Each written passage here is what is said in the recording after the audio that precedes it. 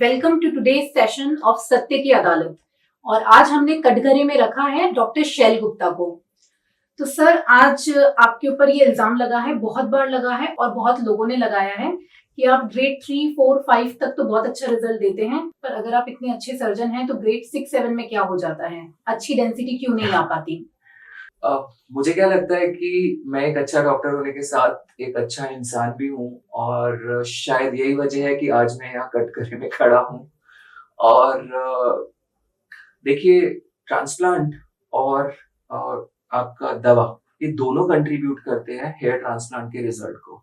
कौन कितना कंट्रीब्यूट कर रहा है ये शायद आपको जानकारी ना हो, शायद आप अंडर एस्टिमेट करें कि दवा कितना रिजल्ट को कंट्रीब्यूट कर सकती है। 20 साल से हम प्रैक्टिस कर रहे हैं और हम देख रहे हैं कि दवा रोज हमें चौंका देती है। ऐसे इतने पेशेंट्स होते हैं जिनमें दवा से इतने बाल उग जाते हैं जो ट्रांसप्लांट के जरिए संभव नहीं है। 70,000 के करीब बाल रहते हैं, 70,000 बाल्ड एरिया में, जहां ग्रेड 6 और ग्रेड 7 की हम बात करें। और ये बाल अगर आपको वापस लगाने हैं, भरने हैं, तो इतने बाल कोई भी डॉक्टर कहाँ किस डोनर से लेकर आएगा। तो जब हम रिजल्ट्स देखते हैं ग्रेड 6 और ग्रेड 7 में, तो आप समझिए कि वहां पर इतने बाल तो जाहिर है नहीं लग सकते। तो मेडिसिन बाल उगाती है 70-80% तक, और उसके बाद क्रेडिट जो है वो डॉक्टर ले लेते हैं। ये थोड़ा सा इशू रहता है। अगर आप सच बोल रहे हैं तो फिर इन तस्वीरों के पीछे का सच क्या है?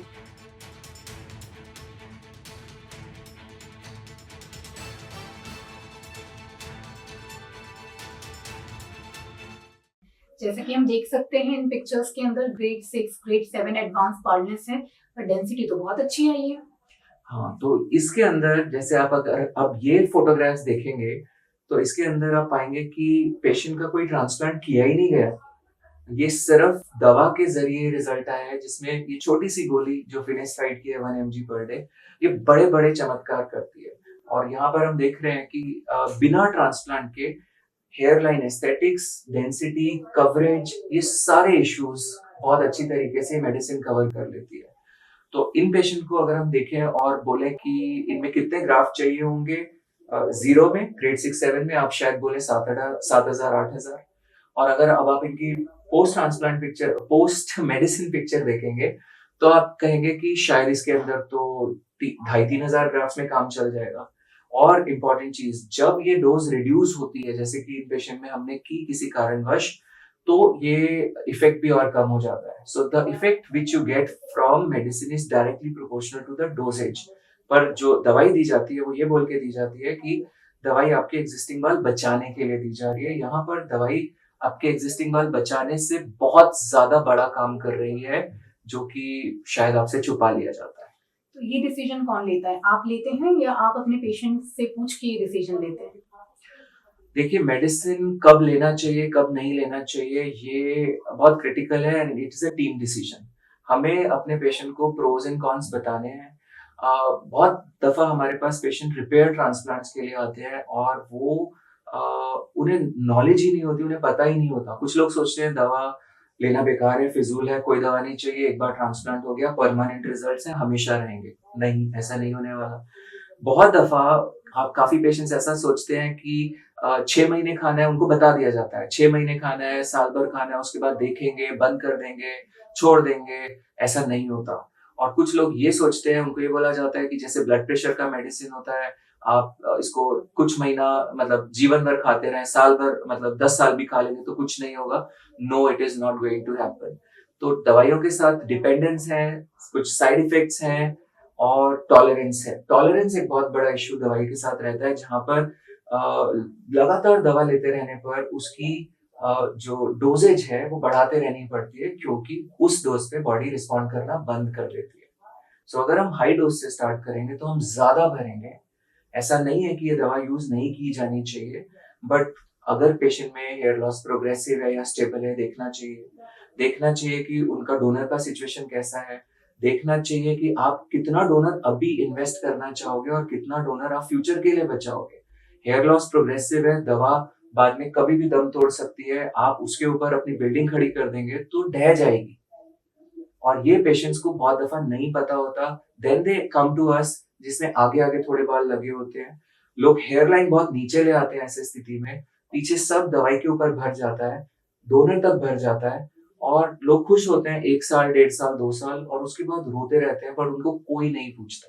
तो आप आगे आगे की साइड तो बहुत अच्छी हेयरलाइन भी दे देते हैं, बहुत अच्छी डेंसिटी भी दे देते हैं, कवरेज भी हो जाता है। जो काम आप आगे करते हो एंटीरियर हाफ में, पोस्टीरियर हाफ में क्या हो जाता है, पीछे क्यों नहीं हो पाता? काफी लोग इस गलतफहमी में रहते हैं कि पीछे के बाल भरे नहीं जा सकते और दूसरी चीज जब हम यहाँ पर डेंसिटी डालते हैं वी नीड एक्चुअल नंबर्स और अगर ये एक्चुअल नंबर हम पीछे भी डालेंगे तो हमें नंबर्स बहुत ज्यादा चाहिए होंगे।